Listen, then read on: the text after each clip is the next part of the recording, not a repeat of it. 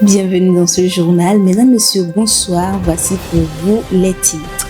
Au Sri Lanka, les éléphants et d'autres animaux sauvages se nourrissent de déchets plastiques, ce qui explique leur mort. Le gouvernement de ce pays a mis en place des stratégies pour lutter contre ce phénomène. À suivre dans ce journal.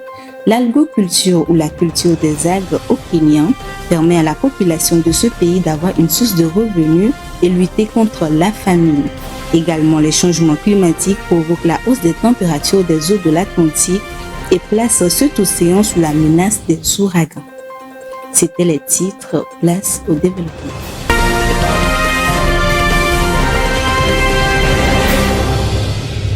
Des photos bouleversantes des éléphants se nourrissant du plastique ont conduit les autorités du Sri Lanka à renforcer les mesures de lutte contre la pollution plastique. Ce phénomène est jusqu'ici largement ignoré dans ce pays qui fait face à une crise économique.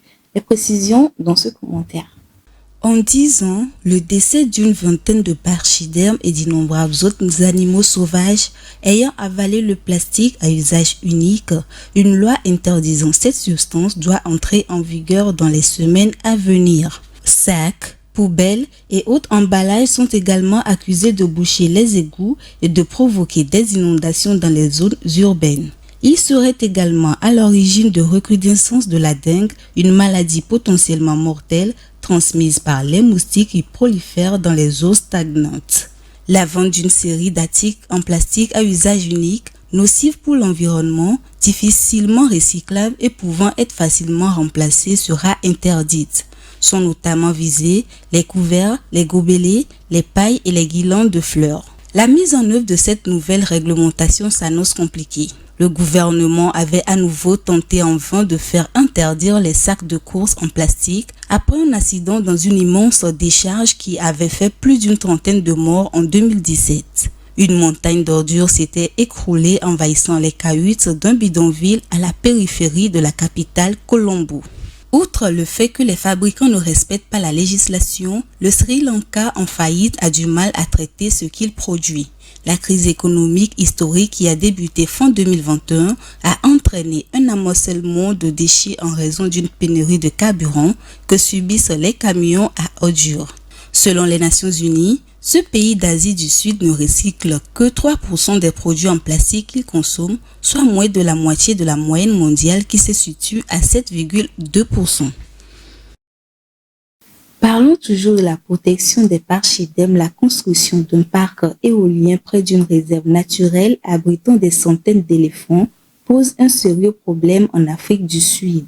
Les autorités sud-africaines comptent sur les énergies renouvelables pour faire face à cette crise énergétique. Les spécialistes de la faune sauvage alertent sur les risques des éoliennes sur la vie des pachydermes d'Afrique et invitent les autorités à en tenir compte dans l'élaboration de leurs projets. Viva Samana pour le commentaire. Une réserve naturelle abritant des éléphants en Afrique du Sud est menacée par un projet de parc éolien. Les défenseurs de la nature s'inquiètent du fait que les turbines des éoliennes nuisent aux pachydermes. En effet, l'Afrique du Sud s'est lancée dans une vaste ambition d'installation des énergies renouvelables pour pallier aux problèmes de la crise énergétique. Ainsi, la construction de 200 éoliennes à côté de l'Ado Elephant National Park, abritant environ 600 éléphants, est une menace pour la faune sauvage au sud du pays. Selon William Foltz, vétérinaire spécialisé dans la faune sauvage, ce projet est désastreux et les éoliennes pourraient anéantir le côté sauvage des safaris.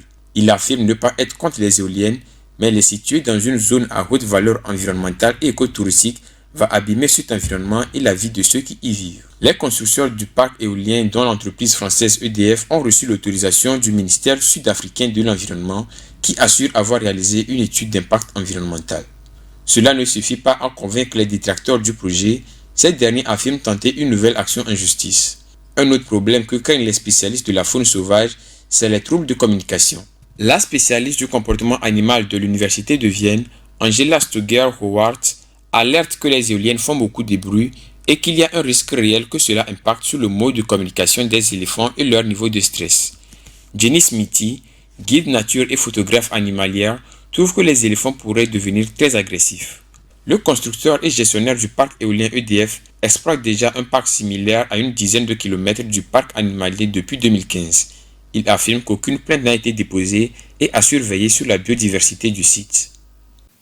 Une nouvelle action en justice a été lancée en France et en Ouganda contre le géant pétrolier Total Energy. Les plaignants dénoncent des expropriations abusives, des compensations insuffisantes, du harcèlement et des inondations de terre causées selon eux par ces méga-projets controversés de fourrage pétrolier et géologique en Ouganda et en Tanzanie. Irène Papadina pour les détails. Une nouvelle action en justice a été lancée ce mardi contre le groupe français Total Energy. 26 Ougandaises ont demandé réparation à l'entreprise pour les préjudices causés selon eux par son méga-projet pétrolier controversé en Ouganda. Le projet Tilenga est un forage de 419 puits de pétrole, dont un tiers dans le parc national de Murchison Falls, qui est une réserve de biodiversité. Une première action en justice visait à empêcher ces travaux en 2019, mais par faute de décision judiciaire rapide, ces travaux ont fini par être réalisés. Aujourd'hui, les demandeurs sont 26 membres des communautés affectées par le projet Tilenga et l'oléoduc et Jacob en Ouganda, le défenseur des droits humains ougandais Max Artura, 5 associations françaises et ougandaises. Selon ces ONG, plus de 118 personnes en Ouganda et en Tanzanie sont affectées par des expropriations totales ou partielles à cause du projet. Les populations ne peuvent plus utiliser leurs terres librement et sont privées de leurs moyens de subsistance. La commercialisation du poulet de laboratoire dans les restaurants, une pratique qui suscite de nombreuses questions au sein des États américains, est désormais chose légale. Le ministère américain de l'Agriculture a accordé l'autorisation de commercialisation aux principales entreprises de viande artificielle la semaine dernière. Les précisions dans ce commentaire. Cette nouvelle n'est pas du tout une surprise. Semaine dernière, l'agent chargé de la sécurité alimentaire aux États-Unis a donné son feu vert pour la commercialisation de la viande de poulet synthèse, considérée comme la viande artificielle depuis 2020.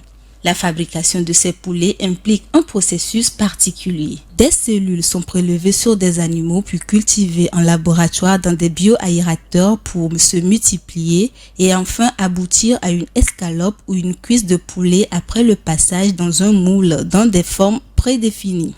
Si les partisans de viande artificielle mettent en avant un moindre impact carbone par rapport à la véritable viande, l'élevage est responsable à lui seul de 14,5% des émissions mondiales de gaz à effet de serre. Ses conséquences environnementales restent pour l'instant très floues. Les entreprises productrices défendent également la réduction des risques sanitaires dans la mesure où les antibiotiques ne sont pas utilisés dans l'élaboration de viande de synthèse. Une bonne nouvelle alors que les animaux d'élevage consomment chaque année plus d'antibiotiques que les humains amène à une résistance de plus en plus grande à ces médicaments. Mais une question d'éthique continue de se poser, celle du processus qui nécessite des hormones de croissance jusqu'ici le plus utilisé, mais aussi controversé, qui consiste à ajouter du sérum de veau fœtal prélevé sur des vaches en gestation envoyées à l'abattoir. Toutefois, les entreprises cherchent à développer des solutions alternatives. La culture des algues est pratiquée comme alternative à la pêche et à l'agriculture au Kenya. Cette activité constitue une source de revenus, un pourvoyeur d'emplois et contribue à faire face à la surpêche qui entraîne souvent la faim aux communautés des pêcheurs. Retrouvons Irène Papadina. La culture des algues contribue à l'émancipation économique des communautés de pêcheurs sur les côtes kenyanes. À cause de la surpêche, les revenus des pêcheurs sont en baisse, ce qui signifie que cette nouvelle activité constitue une nouvelle source de revenus pour les ménages. Pendant longtemps, les villageois considéraient la culture des algues comme inférieure à la pêche jusqu'à ce que les stocks de poissons commencent à diminuer en raison de la surpêche. La culture des algues emploie principalement des femmes qui n'étaient traditionnellement pas autorisées à pratiquer la pêche. Les algues peuvent être récoltées tous les 45 jours et ne dépendent pas des précipitations. La plupart des matières premières produites par le groupe de cultivateurs d'algues sont exportées vers les marchés d'Afrique du Sud, des États-Unis et de la Chine. Ces extraits séchés peuvent être utilisés dans les industries cosmétiques et pharmaceutiques, ainsi que comme engrais pour les sols. Sa teneur en fibres agit comme un conditionneur de sol, tandis que sa teneur en minéraux est utilisée comme engrais. Les agriculteurs transforment également les algues en savon, en shampoing et aliments pour les volailles. Depuis 2022, une tonne métrique d'algues est vendue à $285. Ce projet est principalement soutenu par le KM Free, un institut de recherche national qui promeut le développement durable de l'économie bleue. Selon elle, la culture des algues contribue à réduire la pauvreté dans les zones côtières car elle diversifie les revenus des communautés de pêcheurs. La saison cyclonique qui a commencé début juin dans l'océan Atlantique Nord pourrait être particulièrement agitée cette année en France, avec des températures atteignant 2 à 3 degrés au-dessus des normales. Actuellement, l'océan Atlantique pourrait être le théâtre d'une saison cyclonique particulièrement violente. Suivons le commentaire. Des prévisions datant de la fin du mois de mai estiment pourtant qu'elle serait proche de la normale. Les températures des eaux sont actuellement plus élevées que prévu, parfois 2 à 3 degrés au-dessus des normales de saison. Or, plus l'eau est chaude, plus les tempêtes tropicales peuvent être violentes et risquent de devenir des ouragans. Vers la Martinique qui s'apprête à être balayée par la tempête tropicale Bret, la température de l'eau est par exemple à 27 degrés, soit 1 degré de plus que la normale. Mais surtout vers le Cap-Vert, là où les tempêtes tropicales se forment, on est parfois 2 à 3 degrés au-dessus de la normale. Les tempêtes tropicales ne peuvent se former que lorsque l'eau est à minimum 26 degrés. Si ces températures persistent, voire se réchauffent d'ici la fin de la saison cyclonique, les dépressions voire tempêtes tropicales qui en résulteront pourront être particulièrement violentes, pouvant donner lieu à des ouragans de catégorie 1 à 5. Les ouragans sont en effet alimentés par des airs humides et se nourrissent de la chaleur qui dilate l'air et le fait monter en altitude, créant une zone de faible pression atmosphérique. Cette zone sera alors plus rapidement comblée par de nouvelles quantités d'air et ce mouvement participera à faire grossir l'ouragan. Au-delà des rafales de vent des ouragans qui peuvent osciller entre 120 et 250 km/h, le danger de ces phénomènes météorologiques vient principalement des fortes précipitations pluvieuses qu'ils causent et de l'élévation localisée du niveau de la mer causée par leur passage. En Australie, un reptile est aperçu pour la première fois depuis plus de 50 ans. Il s'agit du petit lézard. Ce reptile fait partie des animaux les plus menacés au monde. L'animal n'avait plus été repéré depuis l'époque du premier pas de l'homme sur la Lune. Javier Tsoumberico. Protéger la faune sauvage encourage le développement durable des territoires et de la préservation du patrimoine naturel. En Australie, on note la disparition de certaines espèces depuis 50 ans.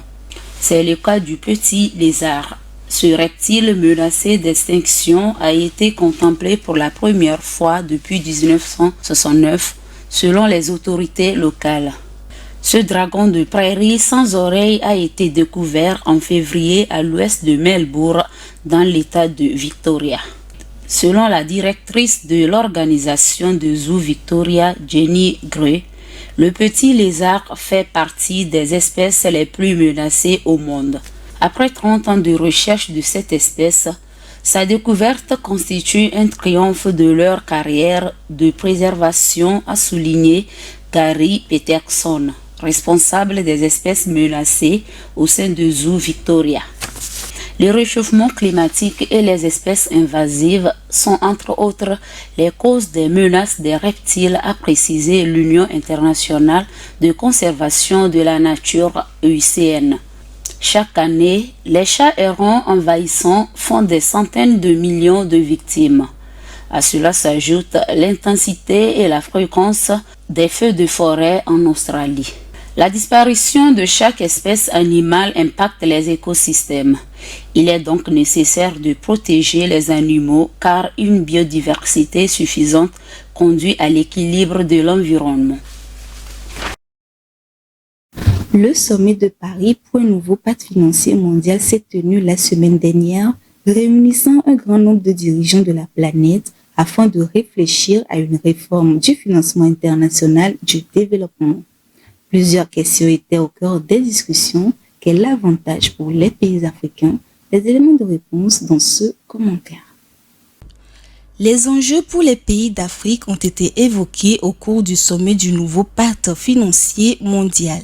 Parmi les thèmes évoqués, la résilience face aux crises mondiales, le financement de la transition écologique ou encore des pistes pour érailler un surendettement non soutenable pour les pays les plus pauvres. Mais alors que l'attention s'est focalisée sur la recherche de nouvelles sources de financement pérennes, plusieurs questions embarrassantes ont été passées sous silence. Un premier sujet porte sur la définition de nouvelles règles multilatérales et une architecture financière internationale qui permettrait aux pays d'Afrique de mieux valoriser leurs ressources naturelles.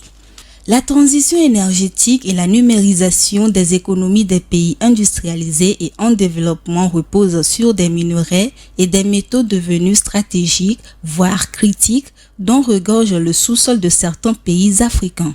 Ils serviront à fabriquer les technologies bas carbone et à façonner les économies numériques des prochaines décennies.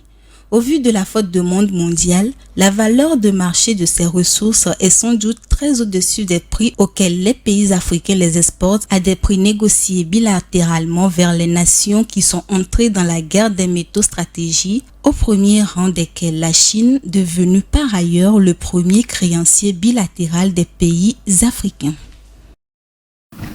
C'est la fin de ce journal. Merci de votre attention. Bonne suite de nos programmes sur Green TV International.